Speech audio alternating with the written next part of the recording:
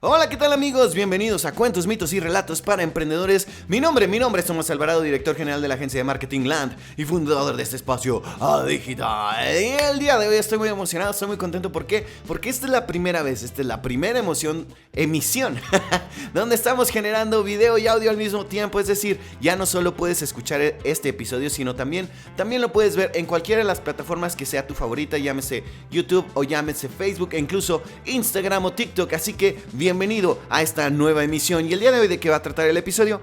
Vamos a comenzar a hablar de este libro de la semana laboral de 4 horas. Para los que están acostumbrados ya al contenido de manera regular, saben que yo estoy leyendo y escuchando diversos libros y les traigo algunas de las ideas que yo considero interesantes que les pueda servir en el mundo del marketing, en el emprendimiento o el desarrollo personal. El episodio de hoy trae algunas preguntas que vienen en este libro que considero que podrían ser muy útiles independientemente si tú tienes la intención de emprender o te gustaría comenzar alguna actividad que siempre le has temido. Así que sin más ni menos vamos a comenzar con las preguntas que tiene este libro, pues para compartirnos. La verdad, cuando lo estaba leyendo, primero tenía mi cautela. A veces pasa que te topas con ciertos libros que tienes la intención de leer ya desde hace algún tiempo. Este era el caso de uno de ellos. Yo tenía la intención, ¿por qué? Porque Tim Ferriss es de estos generadores de contenido estadounidenses que son casos de éxito. Ahora sí que son lo que genera muchísimos otros generadores de contenido, llámese podcasters, llámese youtubers, escritores de blogs e incluso de libros. Este señor tiene una historia, la verdad, bastante peculiar y te la empieza contando en el libro. Y aunque no me quiero centrar demasiado en ella, te digo, tenía un poquito de cautela con el libro porque ya lo he platicado varias veces aquí. Yo sí soy un poquito a ver, vamos a ver y entender que la situación que viven en otros países, a diferencia de lo que vivimos en Latinoamérica, específicamente en México, donde yo vivo, es diferente, ¿sí? Yo sé que te puedes ir tal vez a los Estados Unidos y te puedes ir buscando el famoso sueño americano. Y este famoso sueño americano es cuando tú vienes desde muy abajo y de repente superas todas las adversidades. Es hasta muy cinematográfico, donde nos cuentan incluso el camino del héroe que comienza de un origen muy humilde y de repente triunfa, ¿verdad? En todo. Y estas historias nos encantan a todos. Por eso, cuando nos topamos estos casos de éxito, estas personas se vuelven imanes para los demás que estamos, pues ahora sí que persiguiendo una meta, anhelando un sueño que queremos cumplir. Y en este caso, Tim Ferriss lo cumple. Y en su libro nos va contando un poquito su historia. Y dime, desde el título del libro, la verdad mucha gente, pues yo creo que sentimos curiosidad y queremos saber qué tan factible es. Dice, la semana laboral de 4 horas. Imagínate que tú puedas trabajar en una semana 4 horas. Lo primero que me empezó gustando mucho del libro es que es verdad, creo que es cierto. Y sobre todo en Latinoamérica. Igual si alguien no es de Latinoamérica, que ya me di cuenta que varias de la gente que nos escucha en las plataformas solo de audio no es de Latinoamérica, me gustaría saber cómo es en sus países esta realidad. Porque al menos para nosotros el trabajo, incluso lo decimos en México, el trabajo es sagrado. Y yo francamente creo que el trabajo sí enaltece el alma y todo eso. Pero hace poquito incluso terminé un libro que es La Sociedad del Cansancio. Y en este libro también nos habla un poquito de cómo hemos dejado de lado la parte importante del saber descansar, del ocio e incluso del aburrimiento. Porque todas estas cosas le van a dar significado a cuando tú acciones. Y yo estoy totalmente a favor de ello. Es un libro que puedo decir que está hasta como que un poquito en contra de la globalización y la mercadotecnia. Sin embargo, tiene tanta razón en lo que se dice y le encontré mucha concordancia, muchísima similitud con el libro de Dopamina, porque siento que este libro, al hablarte del aburrimiento, te habla del aquí y del ahora, que vienen a ser los neuromoduladores que se oponen de cierta manera a la dopamina, que viene a entrar la serotonina, la oxitocina, y encontré esta relación. Entonces de repente me topo este libro y resulta que te empieza a decir, ¿por qué todos creemos que debemos de trabajar para empezar al día 8 horas? Y yo me quedé pensando, eso es cierto. Yo siempre he ido un poquito en contra de las reglas, así que sí es cierto. ¿Quién dice que tú tienes que trabajar todos los días 8 horas? ¿Y por qué cuando no trabajamos esas 8 horas nos sentimos extraños? ¿Y de dónde viene este modelo? Entonces nos empieza a hacer un poquito de preguntas algo disruptivas, algo que no estamos acostumbrados a pensar o a ver, que en este caso es ¿Por qué demonios tenemos que trabajar 4 horas al día, 8 horas al día? ¿Quién pone esa cantidad? En este caso, si tú como yo trabajas a veces para alguien más, en mi caso para una escuela, pues yo trabajo el número de horas que ellos me indican en mi horario, ¿sale? Tengo que trabajar, no sé, 4, 6, 8 horas, dependiendo de la carga horaria. Y además de las otras labores que a veces hay que hacer fuera de la escuela. Eso es cierto, pero también me he dado cuenta con los emprendimientos que tengo que tú puedes ganar incluso más dinero por tu cuenta trabajando menor cantidad de horas. Entonces, ¿qué tan distorsionada puede estar la realidad? O más bien, ¿qué tan subjetiva es la realidad para cada uno de estos casos, para cada uno de nosotros? Y ahí es donde comencé a verle el valor a este libro. Porque no es como, sí, mira, lo que vas a hacer, clásico consejo, vas a invertir y ese dinero que inviertes vas a comprarte otra cosa y vas a invertir y así. Yo francamente lo veo ese consejo no como un consejo malo, pero imagínate, yo tengo 35 años, hay gente que me escucha, hay gente que me ve, que tiene menos años que yo y que a veces dice, no manches, ¿cómo le voy a hacer para comprarme una casa si jamás en la vida he visto la cantidad de dinero para dar el enganche? Para un carro es lo mismo. Ahora, ¿cómo le pides a esa persona que invierta? Yo sé que a veces decimos, sí, pero esa persona que se está quejando paga un servicio de streaming, a lo mejor sale todos los fines de semana. Sí, es cierto. Pero volvemos a lo del ocio. ¿Te acuerdas que hace ratito te decía? Estas cuestiones que a veces en las que gastamos, que son cosas inútiles si tú quieres, también son necesarias. En las vacaciones, todas estas otras cosas.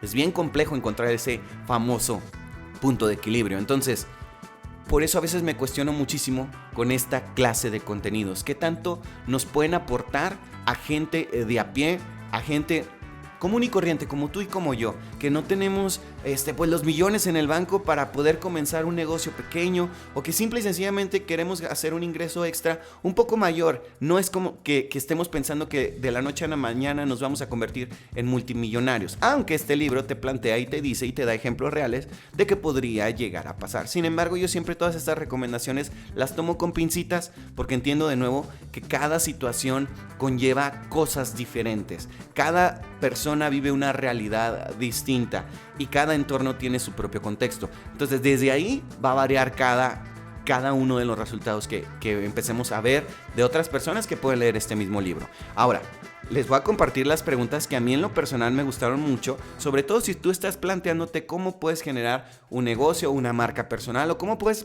empezar a generar algo extra para que te lleve un poquito más allá en cualquier cosa. Fíjate, la primera pregunta, bueno, más bien comienza con una frase.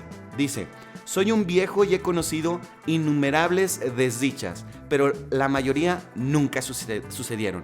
No sé si esta cita es de Mark Twain. Ahora, siempre suena muy sangrón poner como que una cita en un libro, ¿verdad? Sin embargo, cuando la razonamos un poco, te das cuenta, y esto me lo he topado en otros libros, que dicen que muchos de los miedos que tenemos en general nunca pasan. Nunca pasan. Muchas de las cosas peores que creemos que pueden ocurrir en nuestra vida, ¿dónde crees que ocurren? Solamente en nuestra mente. Solo pasan en nuestros pensamientos. Y si eres una persona que tiene ansiedad, híjole, estos pensamientos son disparados al mayor por ciento, al número que tú quieras. Y nos las pasamos de fatalistas de cierta manera. Entonces ya desde ahí nos está planteando una posibilidad de que tal vez eso más malo que podamos pensar que puede ocurrir, no va a pasar. La primera pregunta que viene es: define claramente tu peor pesadilla, lo más terrible que podría pasar si hicieras lo que estás pensando. Mucha gente, por ejemplo, a veces dice: a mí me gustaría tener un podcast, a mí me gustaría hacer contenido, a mí me gustaría ir al gimnasio. ¿Y por qué no lo haces? Porque tengo miedo. ¿Y qué es lo peor que podría pasar? Que se burlen de mí. ¿Y qué es lo peor que puede pasar una vez que se ríen de ti? Me vas a sentir triste. ¿Y qué va a ser lo peor que puede pasar una vez que te sientas triste? Y como que ahí llegamos al límite. Sí, o sea, siempre hay algo que pensamos que es lo peor del mundo, que realmente no lo es. Y hay muchas cosas y hay muchas maneras en las que nosotros podemos enfrentarnos a esas cosas. Y aún así te puedo decir que muchas de esas cosas que pensamos que puedan ocurrir no van a pasar. Yo recuerdo perfectamente cuando yo quería tatuarme, yo decía y pensaba que mis papás no lo decían mucho a la gente de mi generación, que nos los iban a quitar con la plancha, que te iban a correr, que te iban a dar de golpes, etc. No pasa. Y no es que te esté diciendo, ve y tatúate. Pero me refiero es, a veces cuando lo haces en el momento, tienes mucho miedo. Yo lo hice cuando yo ya vivía solo. Esto quiero dejarlo muy en claro. Yo lo hice hasta que me independicé. Pero lo peor que mis papás podrían pensar una vez que era, el miedo realmente era de ellos, que me tatuara. No pasó, que ellos pensaban que no iba a conseguir trabajo. Y yo lo hice teniendo trabajo. Así que, vean, a veces los miedos están totalmente infundados. Número 2, sigamos. ¿Qué medidas podrías tomar para reparar los daños causados o enderezar las cosas, aunque fuese con efectos temporales? Es decir, la cagaste. Tomaste una pésima decisión. Sale, te cambiaste de carrera, dejaste la escuela. ¿Qué es lo peor que puede pasar? Pedir una disculpa a tus papás, volver a empezar, regresar a ese semestre que dejaste inconcluso, tenerte que meter a trabajar para decirle a tus papás, ¿sabes qué, papá? La regué, no me debí haber salido de la escuela, déjame regreso, pero yo voy a pagar mi inscripción y voy a pagar ciertas colegiaturas, ¿me puedes ayudar? ¿Te puedo ayudar? Siempre hay una forma de que podamos arreglar las cosas, pero hay que pensar qué es lo peor que podría pasar. Ojo, aquí no te estoy diciendo que pienses en acciones que pueden dañar a alguien más, ¿eh? Me estoy refiriendo en acciones que qué tanto te pueden llevar a las consecuencias y cómo podrías arreglar esas consecuencias con esas personas que no estén tan de acuerdo con esa decisión que tomaste. Porque a veces pensamos que los demás no nos van a apoyar y ¿qué crees? Sí nos apoyan. Número 3. ¿Cuáles serían los resultados o beneficios, tanto temporales como permanentes, de lo que es más probable que ocurra? Ahora, ya pensamos en la cosa fea, ahora piensa en lo bonito. Yo conozco muchos de mis estudiantes a veces se cuestionan, ¿qué pasaría si yo dejara de estudiar? De verdad, mis estudiantes a veces tienen miedo de decirle a sus papás que no quieren estudiar porque no les gusta su carrera. Y conozco tantos casos de eso. Yo recuerdo, esto es real, yo estaba en una preparatoria que la odiaba con todo mi ser. Y un día mi papá, después de tantas veces que le dije que odiaba con tanto esmero esa escuela, ¿qué creen que me dice? Ya no te levantes, Tomás. Y yo le tomé la palabra, no me levanté. ¿Y qué fue lo peor que pudo pasar? Pues bueno, me castigaron. Me castigaron más de un año. Estuve castigadísimo. Me tuve que ganar los días de salir semestre tras semestre. Yo sé que suena súper radical, pero mírame, estoy bien. Después de todos esos años, tal vez fue sí una mala... Tal vez no lo llevaron de la mejor manera mis papás. Incluso mi papá me ha pedido una disculpa, que sí se pasó de lanza un poco conmigo. Pero no me quiero poner de chillón. A lo que me refiero es lo siguiente. Estoy bien. No pasó nada. Estoy bien y estoy viviendo la vida que quiero. Y esa enseñanza de haberme fajado los pantalones y decirle a mi papá, no quiero estar en esa escuela y prefiero renunciar y volver a empezar en otra, aunque ustedes ya no estén de mi lado, no me apoyen, no confíen en mí, eso me fue dando confianza a poder desafiar el propio sistema dentro de cualquier lugar a veces en el que me encuentro. No me da miedo decir lo que pienso. De nuevo, contacto, no se trata de intentar no tener filtro, ¿sale? Hay que saber decir las cosas. Y eso es algo que yo aprendí desde muy joven, porque he aprendido, ahora sí que a enfrentar el sistema desde que estaba en mi casa. Y me ha funcionado totalmente. Ahora, sigamos con las preguntas. Si te despidiesen hoy de tu trabajo, ¿qué harías para seguir financiando tu vida? Esta sí está más encaminado al emprendimiento. ¿Qué pasaría si hoy te despiden? Que eso pasa mucho cuando quieres emprender. ¿Qué pasaría? Mucha gente cree que su trabajo es seguro y la realidad es que nadie lo tiene seguro. Tampoco emprender es seguro. Entonces, ¿cuál es la diferencia? ¿Te fijas? A veces es una cuestión pura y meramente mental. ¿Qué sería lo peor que pasaría? ¿Qué harías una vez que te despidieran? Y es cuando la necesidad nos pone en nivel acción. Yo sé que suena frase de gurú, pero no lo es la neta. La necesidad es la madre de las acciones.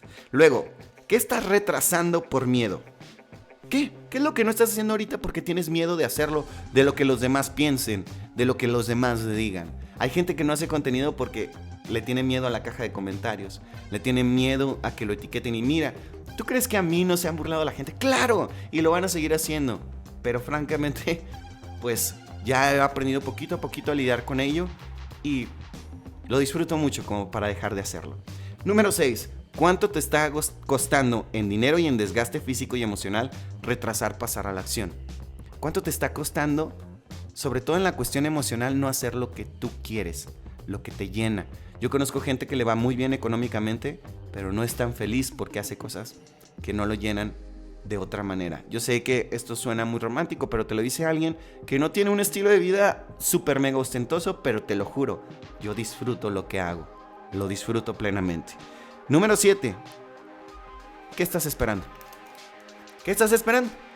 ¿Qué es lo que no te deja accionar? Después de que hicimos todo este repaso de preguntas, te la vuelvo a hacer. ¿Qué estás esperando entonces? Y a veces es cuando nos damos cuenta que el único enemigo, el único que está postergando todo, somos nosotros. No es las demás personas, no es el resto de la gente, no es tu mamá, no es tu papá, eres tú. Y es normal. El miedo lo tenemos todo. Recuerda, la valentía no es necesariamente no tener miedo. La valentía es hacer las cosas aún teniendo miedo. ¿Qué es lo que te está deteniendo a que estas preguntas que ahorita te hice las pongas en práctica y comiences a tener un poquito de mayor, pues ahora sí que satisfacción en tu vida? ¿Qué es lo que hace que no aprendas a tocar ese instrumento? ¿Qué es lo que hace que no vayas y tomes esa clase de spinning? Que te metas a clases de natación, que te metas a clases de canto, que comiences tu canal de YouTube, que emprendas un pequeño proyecto. ¿Qué es lo que está haciendo? Ahora, una vez que respondas eso, te aseguro que vas a estar listo para comenzar. Así que amigos, hasta aquí este episodio de Cuentos, Mitos y Relatos para Emprendedores en su primera emisión en audio y video. Mi nombre es Tomás Alvarado y nos estamos viendo a la próxima. No dejes de visitar nuestro sitio web www.marketing101elpodcast.com y vámonos, porque aquí espantan.